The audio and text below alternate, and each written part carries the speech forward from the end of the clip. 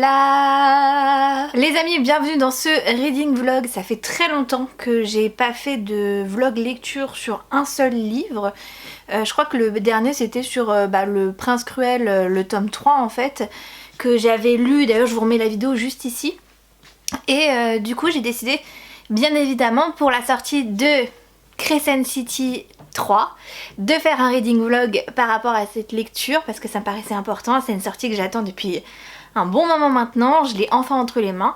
Donc je voulais faire un vlog. Ça sera un vlog sans spoiler, je vous rassure. Alors c'est un peu compliqué pour un tome 3, mais ça sera sans spoiler, je peux vous l'assurer. Aujourd'hui du coup on est le samedi 3 février 2024. Le livre est sorti jeudi, donc le premier, et j'ai pas encore eu l'occasion de le lire parce que j'ai été hyper prise en fait ces derniers jours. Mais aujourd'hui je me fais une journée de lecture et ça tombe bien parce que j'ai 150 pages à lire de cette belle bricasse. Donc j'ai de quoi faire je pense. Je le lis en lecture commune avec mon amie Léana, je vous mets sa chaîne dans la barre d'infos, n'hésitez pas à voir, c'est une grande fan aussi de Crescent City. On a lu le tome 1 ensemble, on a lu le tome 2 ensemble, donc ça nous paraissait logique de lire le tome 3 ensemble. Normalement Léana a fait un découpage et on devrait le terminer le 19 février. Donc en fait on va lire à peu près 50 pages par jour, c'est pour ça qu'aujourd'hui je vous dis j'ai à peu près 150 pages à lire.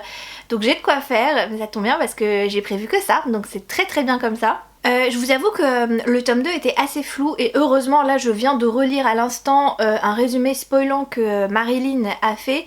Marilyn elle tient le blog Summary's Books, je vous le mettrai aussi dans la barre d'infos, elle fait plein de résumés spoilants sur les livres si jamais voilà il y a des sagas où vous vous souvenez pas des tomes précédents, c'est hyper pratique, elle fait un travail de dingue donc n'hésitez pas à aller la suivre et à aller regarder un petit peu ce qu'elle fait. Pour le coup du coup je viens de lire le résumé spoilant du tome 2 et c'est bien que je l'ai fait parce que mine de rien en fait en un an, parce que ça fait un an que j'ai lu le tome 2, j'ai oublié quand même pas mal de choses. Autant le tome 1 pourtant je l'ai lu il y a plus longtemps mais j'avais quand même plus d'éléments en tête, autant le tome 2 il se passe tellement de choses, il y a tellement d'intrigues, il y a tellement de nouveaux personnages qu'on introduit que j'avais oublié quand même pas mal de trucs. Donc je suis plutôt contente, j'espère que du coup ça va m'aider à pouvoir commencer cette petite bricasse. Je vous avoue que j'appréhende un peu à l'idée de le commencer parce que la fin du tome 2 était ma foi légendaire. Je m'y attendais absolument pas, je fais partie des gens qui ont la chance de pas du tout se faire spoiler le tome 2 de Crescent City et du coup ça a été une véritable surprise quand j'ai lu le tome 2. Donc je vous avoue que je suis à la fois très excitée et à la fois très angoissée à l'idée de commencer le tome 3 en sachant où est-ce qu'on avait laissé Brice. Voilà, je n'en dirai pas plus, mais ceux qui ont lu le tome 2 savent très bien où je veux en venir. Et en relisant aussi le résumé de Marilyn, je me suis rendu compte à quel point en fait Sarah J. Maas elle avait été très loin dans les détails, très loin dans les intrigues, très loin dans son univers et... Et je me dis, je pense que Crescent City c'est vraiment sa saga la plus aboutie. En plus en ce moment, rien à voir et j'en parlerai pas dans le vlog, mais je lis le tome 4 de Kelly Hanna, donc je suis vraiment sponsor Sarah J. Maas en ce moment, hein, j'arrête pas.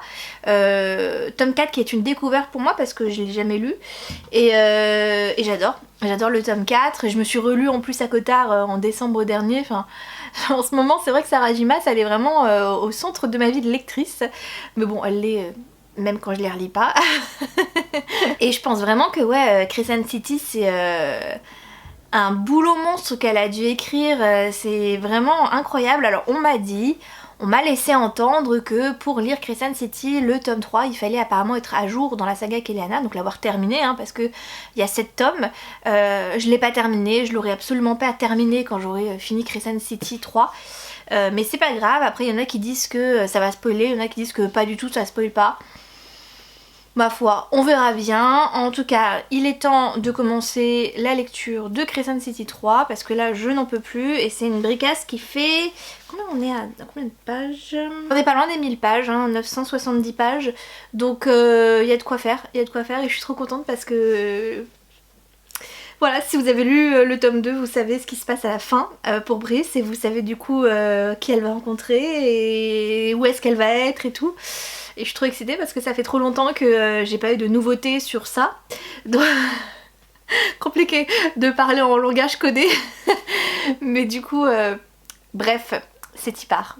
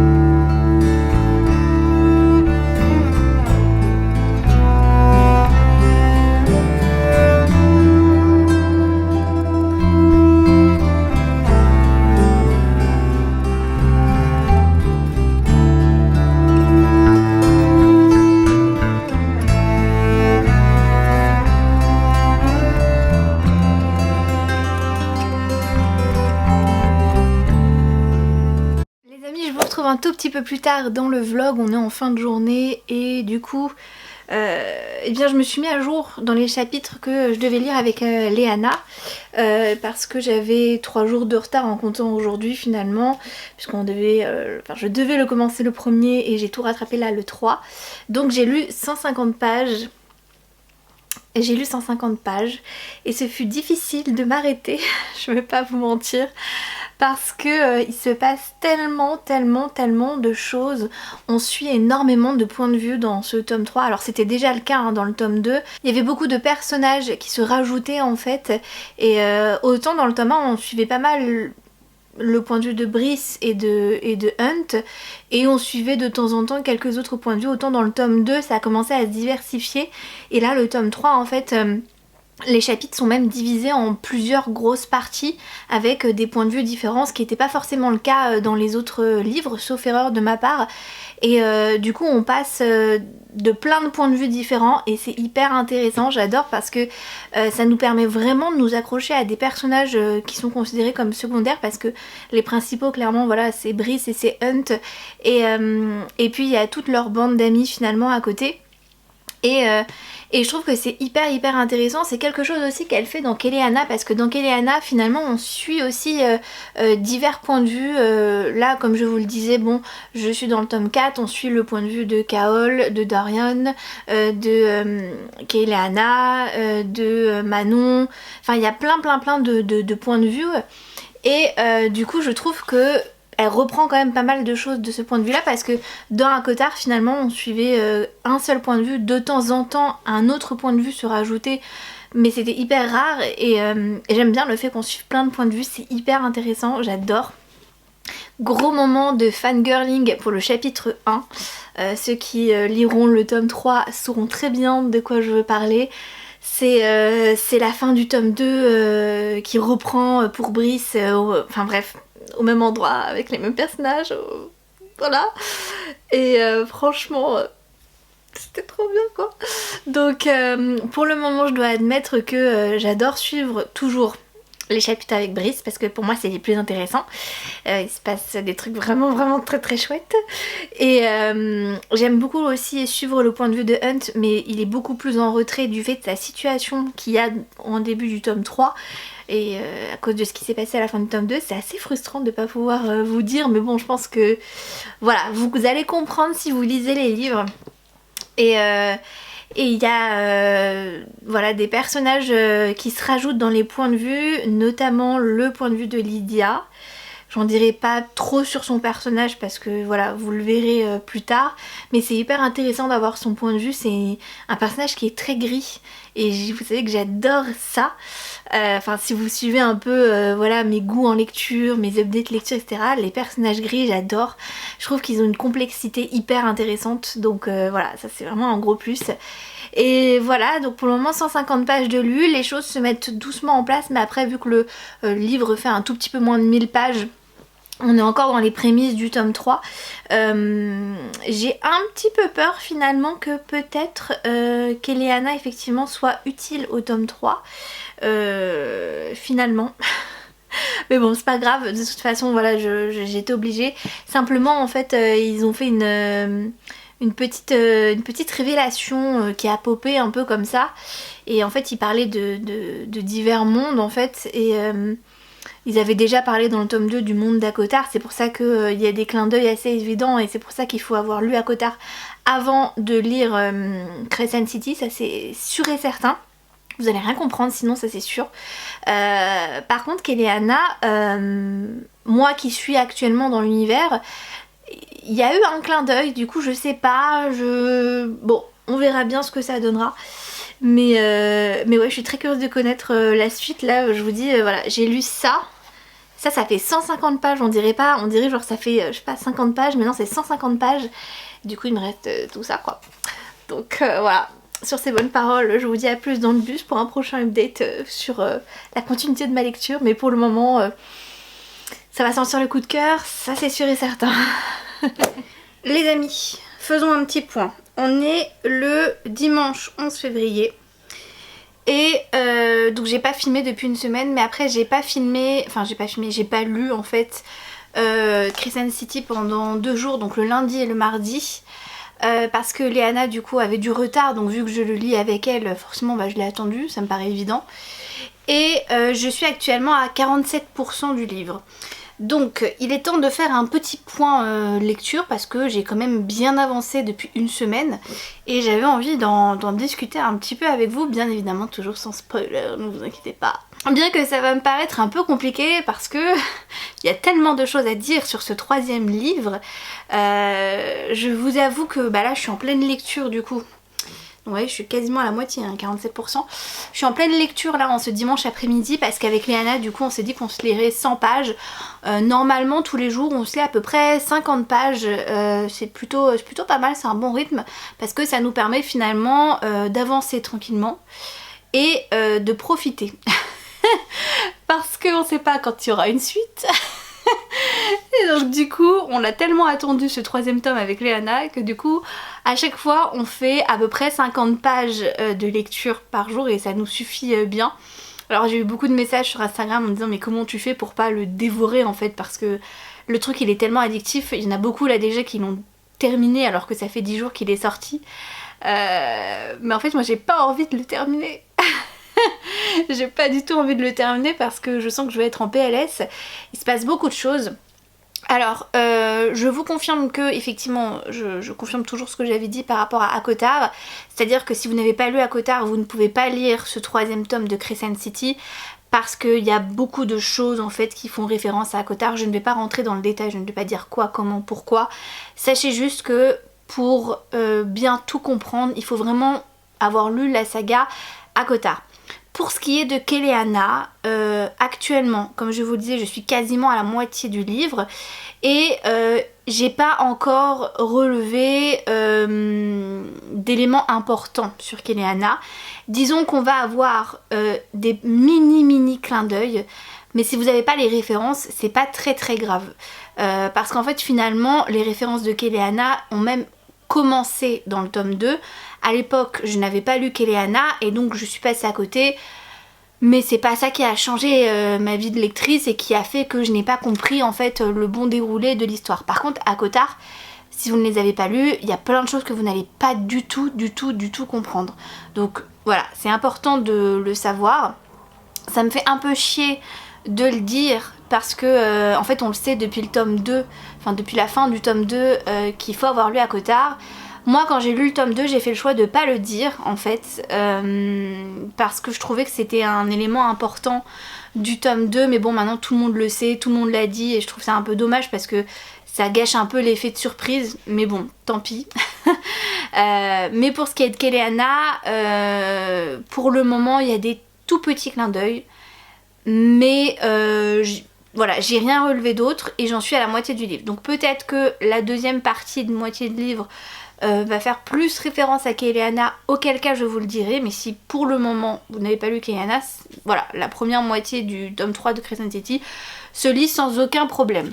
Sinon, au niveau de l'intensité des chapitres, au niveau de l'intensité des intrigues, des événements, des révélations et tout, en fait on s'en prend plein les yeux et je pense que Sarah J. Maas en fait depuis qu'elle a construit ses univers, elle a dû réfléchir à beaucoup de choses.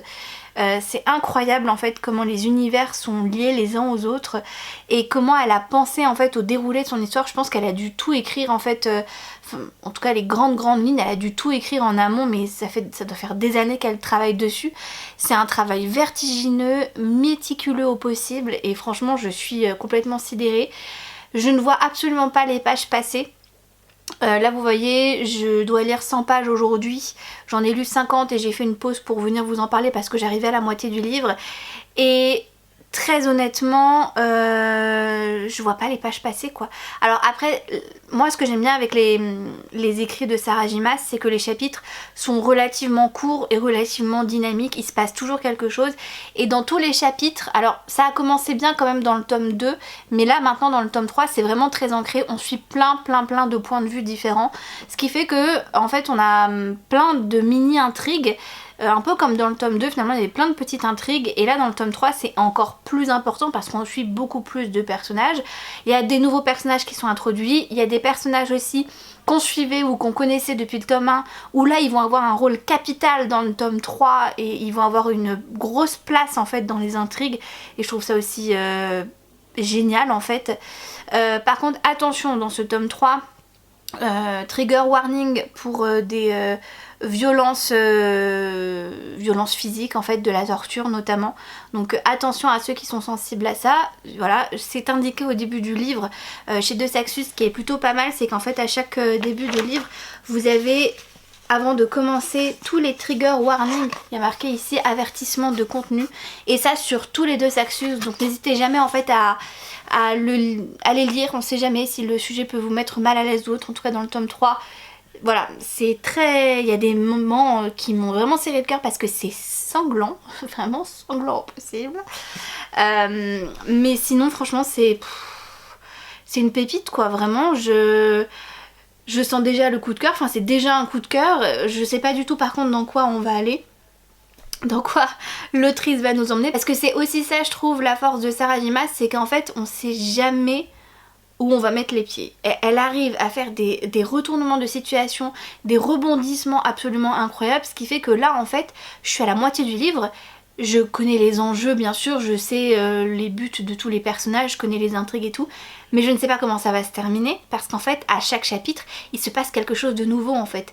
Il y a toujours une révélation, pas un cliffhanger mais voilà, un truc qui fait en mode oh, c'est pas possible. Enfin, on en apprend à chaque fois, on ne s'ennuie pas dans ces livres. Et c'est pas du tout de la sur-exagération, parce qu'il y a beaucoup d'auteurs qui pourraient voilà, faire ça pour essayer de maintenir l'intérêt du lecteur en fait.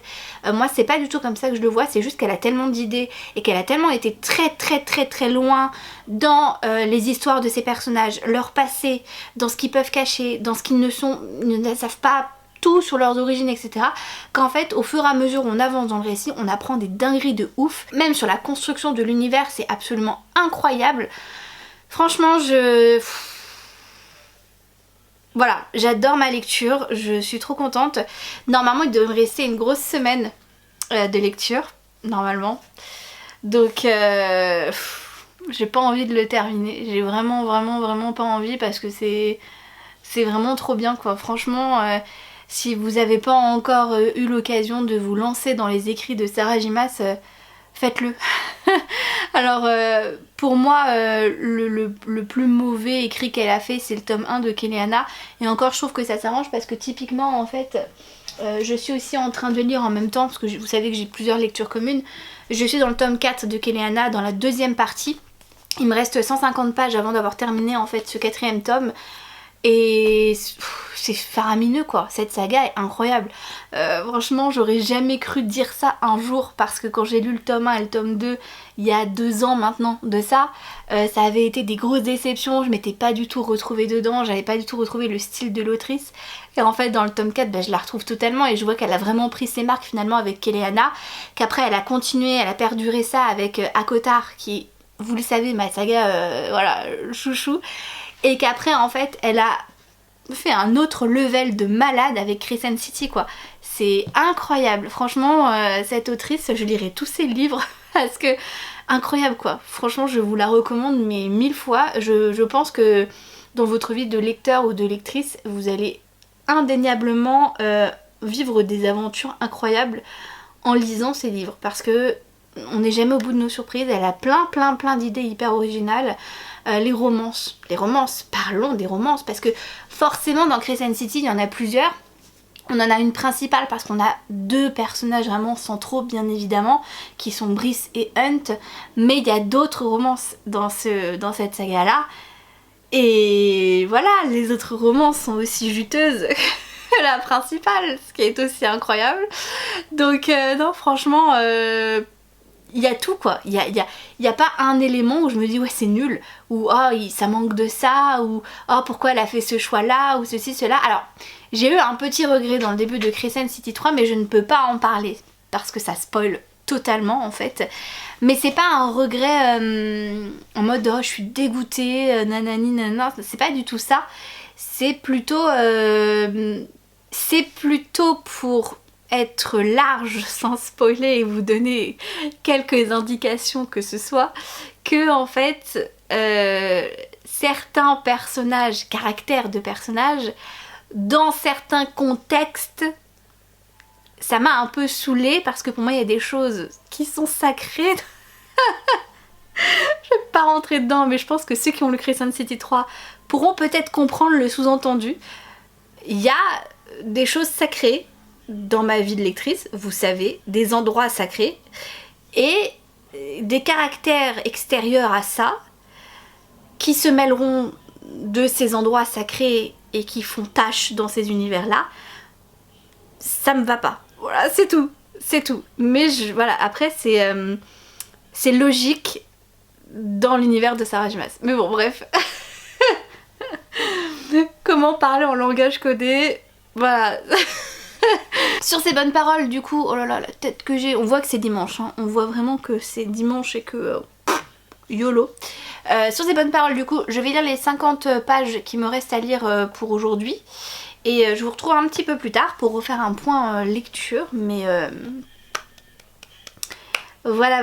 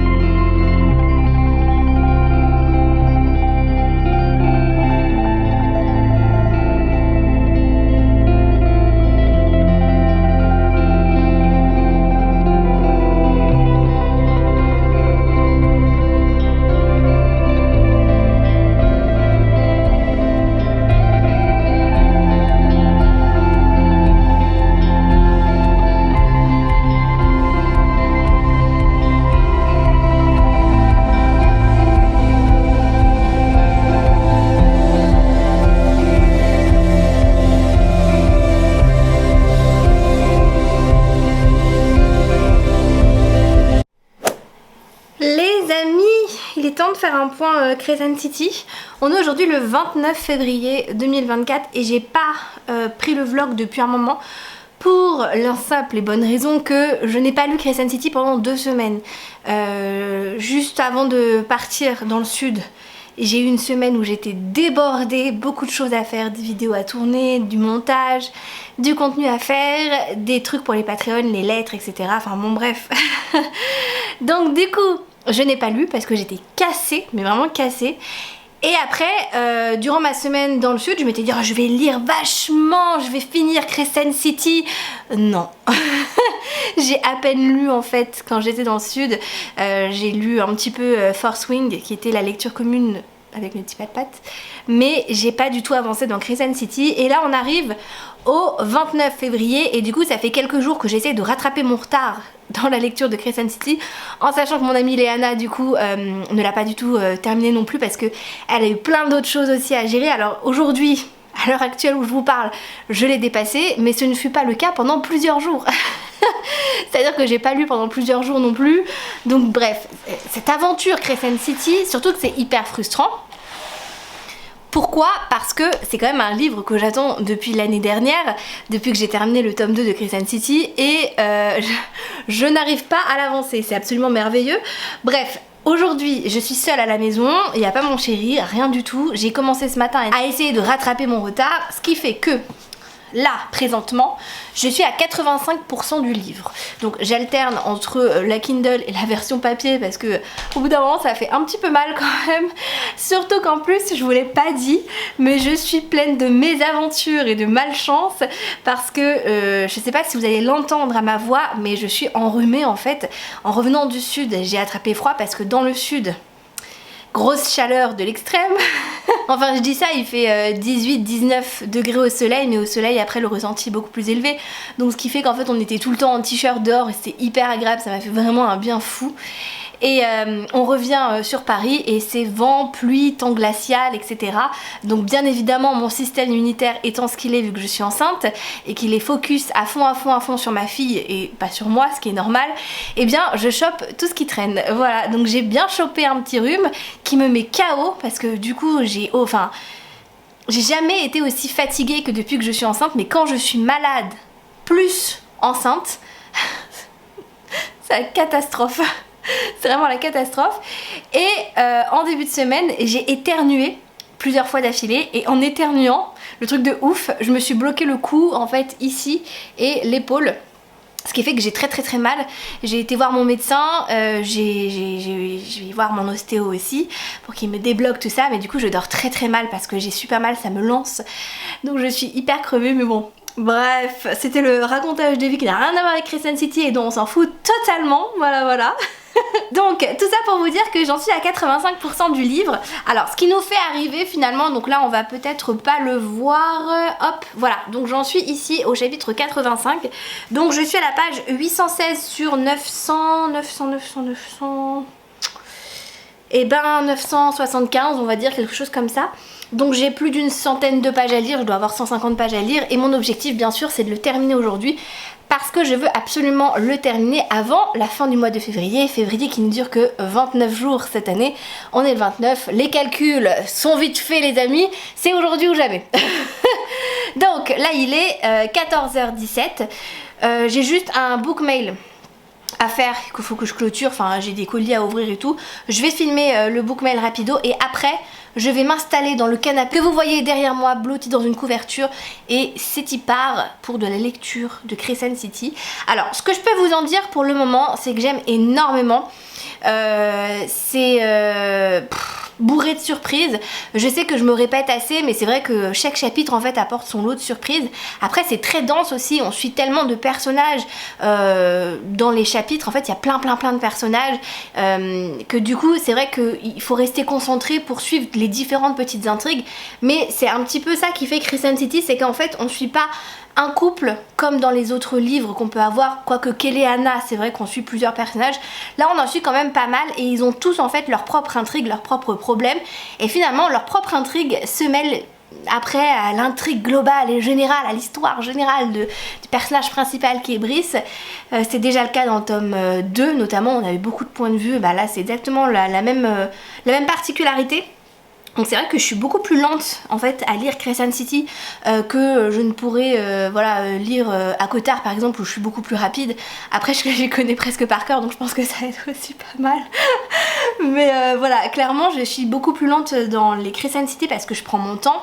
J'essaye de bien comprendre, j'essaie de voir où aussi l'autrice veut aller, bien que j'arrive jamais à deviner parce que Sarah J. Maas elle est absolument phénoménale par rapport à ça. C'est-à-dire que là, il me reste un peu plus de 100 pages, 150 pages, et je sais pas où on va. Je ne sais absolument pas où on va. Je ne sais pas du tout comment ça va se terminer. Je sais qu'il y a un 4e tome, donc que celui-ci n'est pas la fin de Crescent City. Donc il y a un 4e tome, mais je sais pas du tout où on va. Donc on verra bien où ça nous mène. Moi j'y vais, il n'y a pas de problème. Mais il se passe tellement de trucs, enfin c'est un truc de ouf. Donc voilà, je suis super contente de le lire, toujours me mettre dedans avec grand plaisir, ça change absolument pas.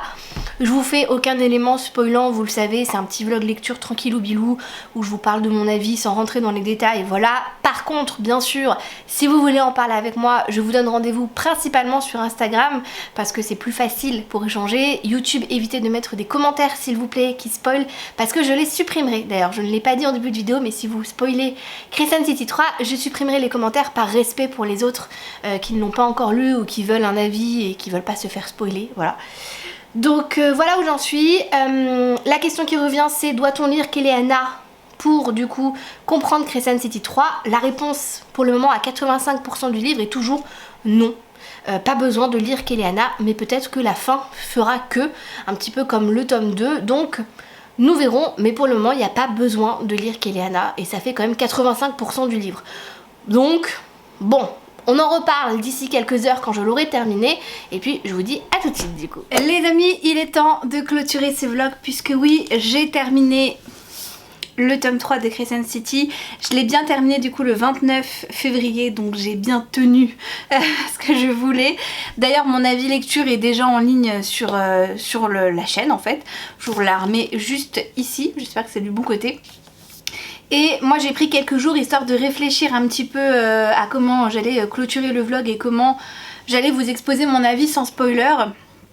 Ça va être assez répétitif de ce que j'ai dit finalement sur tout le long du vlog, parce que je peux pas rentrer dans les détails sans spoiler. Donc bien évidemment je vous rappelle que n'hésitez pas à venir m'en parler vous directement sur Instagram si vous voulez qu'on rentre dans les détails. Mais pour moi ça a été vraiment un coup de cœur ce tome 3, ça a été vraiment une très bonne lecture. Après je reste quand même assez objective parce que même si j'ai adoré, et même si ça a été un coup de cœur et que j'ai passé un excellent moment et tout ce que vous voulez, je pense qu'il y a quand même certaines faiblesses, certaines facilités que l'autrice a choisies, notamment sur la fin. En fait, pour tout vous avouer, je me suis retrouvée un petit peu bête quand j'ai fermé le livre et que je l'ai terminé pour de bon, parce que j'ai eu l'impression en fait qu'il n'y aurait pas de 4e tome et que je m'étais complètement trompée finalement sur ce que je pensais que la saga allait être.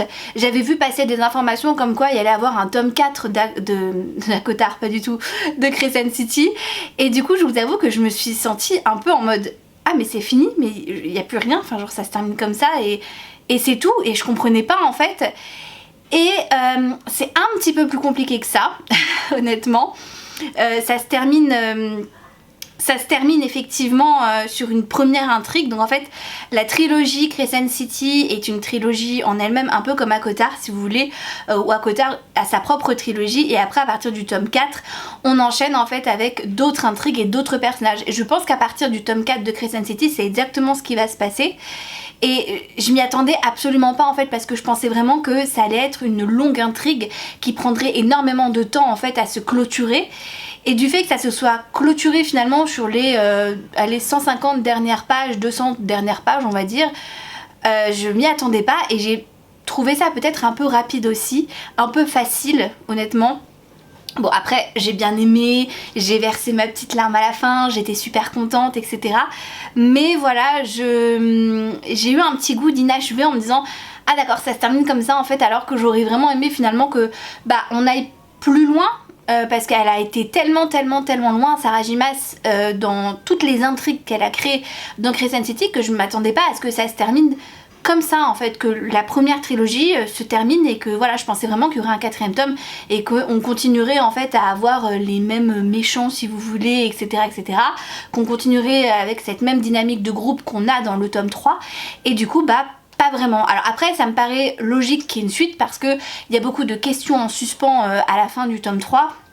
Finalement je pense qu'on va suivre d'autres points de vue, peut-être qu'on va suivre Ethan, parce que j'ai l'impression qu'il y a beaucoup de choses à creuser de son côté. On l'a pas mal suivi en fait dans ce tome 3. Donc Ethan c'est un loup-garou, et il prend de plus en plus de l'importance en fait au fur et à mesure des tomes.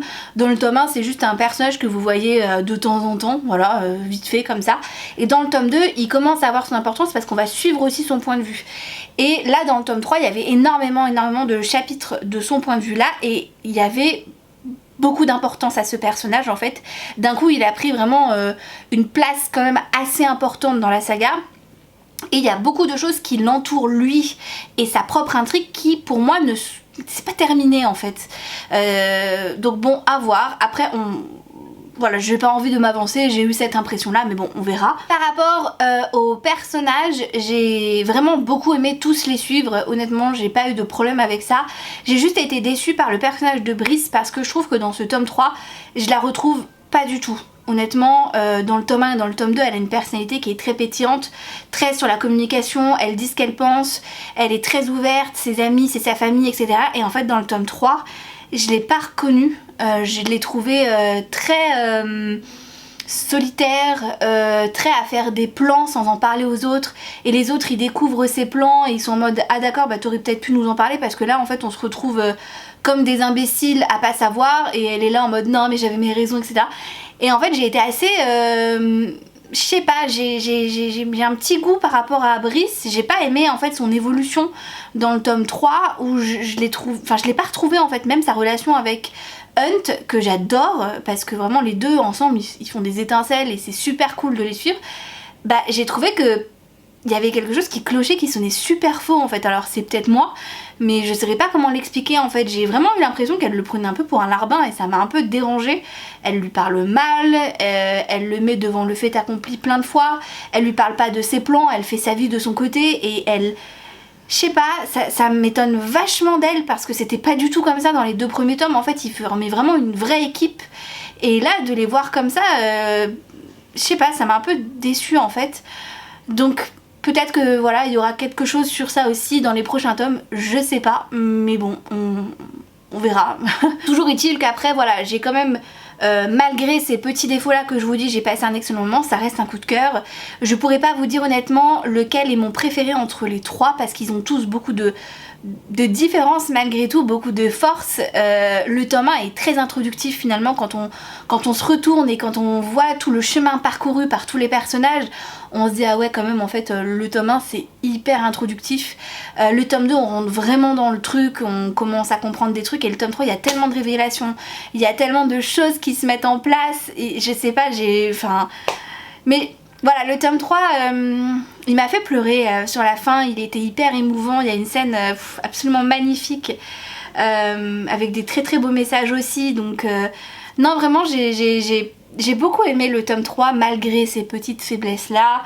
Voilà, je sais très bien qu'un livre ne peut pas être parfait à 100%, donc c'est pour ça que je vous en parle, pour être honnête aussi avec vous. Mais ouais, j'ai vraiment quand même passé un très bon moment, j'ai pas vu les pages défiler, je vous l'ai dit tout le long du vlog. Parfois je lisais 150 pages, j'étais là, oh non, faut que je m'arrête déjà, mais c'est trop bien.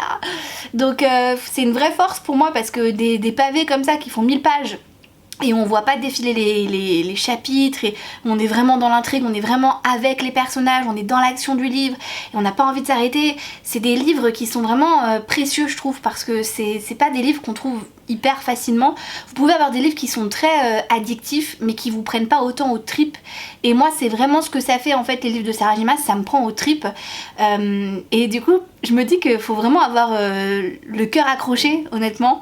C'est pour ça d'ailleurs que je vous parlais dans le vlog que voilà j'étais dans le tome 4 de Kéléana. Actuellement je n'ai toujours pas commencé le tome 5 et le tome 6 de Kéléana parce que je vais les lire en tandem. Je repousse en fait un peu l'échéance parce que j'ai l'impression que je vais souffrir. Et bref, c'est stupide parce que j'ai trop envie de le lire, mais j'ai besoin d'être dans un mood particulier en fait pour lire les livres de Sarah J. Maas. Et là je suis pas encore dans le bon mood, donc je préfère pas me forcer, ça sert à rien.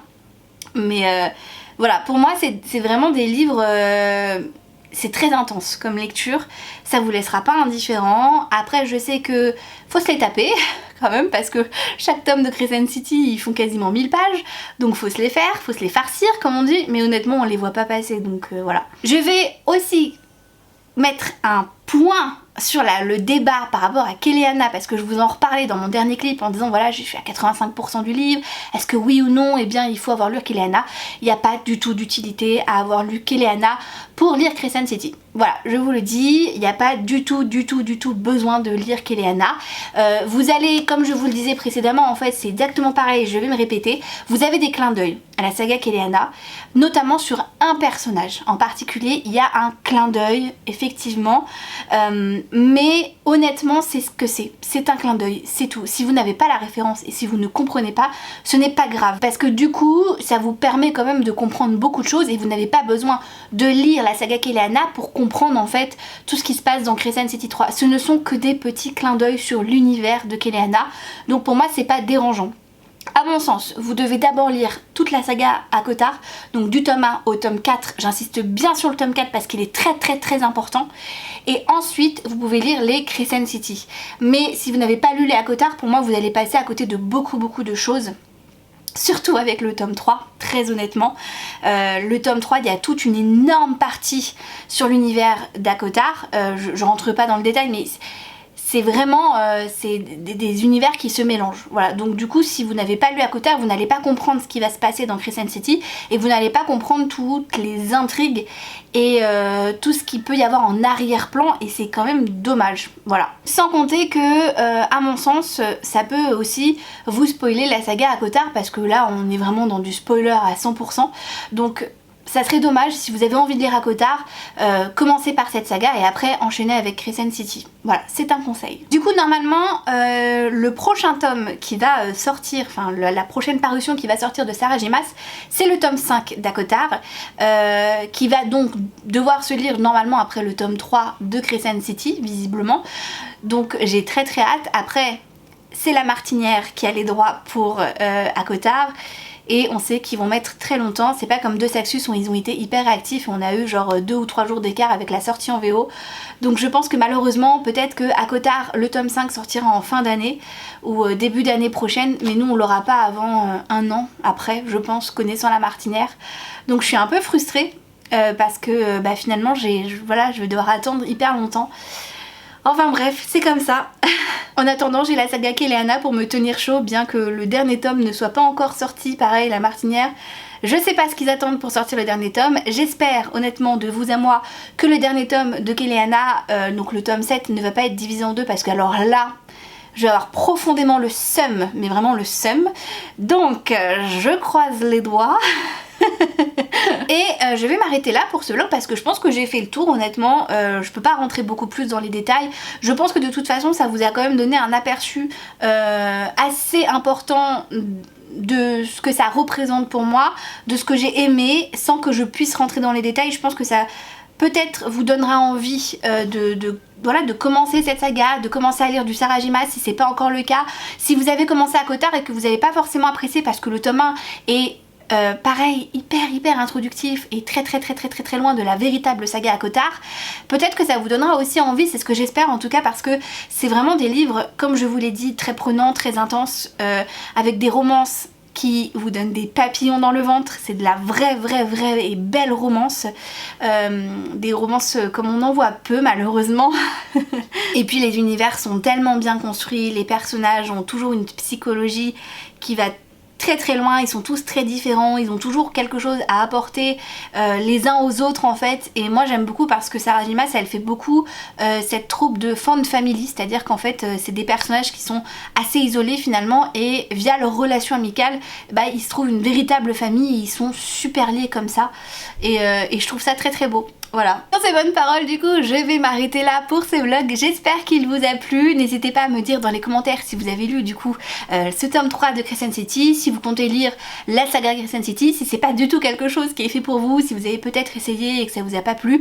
Ce que j'entends totalement parce que le tome 1 de Crescent City, comme le tome 1 d'ACOTAR d'ailleurs, sont très introductifs et mettent du temps à commencer, mais une fois que vous avez accordé une chance en fait à ces sagas là, je peux vous assurer que vous ne le regretterez pas sur le long terme. En tout cas c'est ce que je pense en tant que lectrice, mais après on n'est pas forcément obligé de partager les mêmes avis. Merci en tout cas d'avoir regardé cette vidéo jusqu'au bout, je vous fais de très gros bisous, je vous retrouve très vite dans une prochaine vidéo et en attendant je vous souhaite d'excellentes lectures.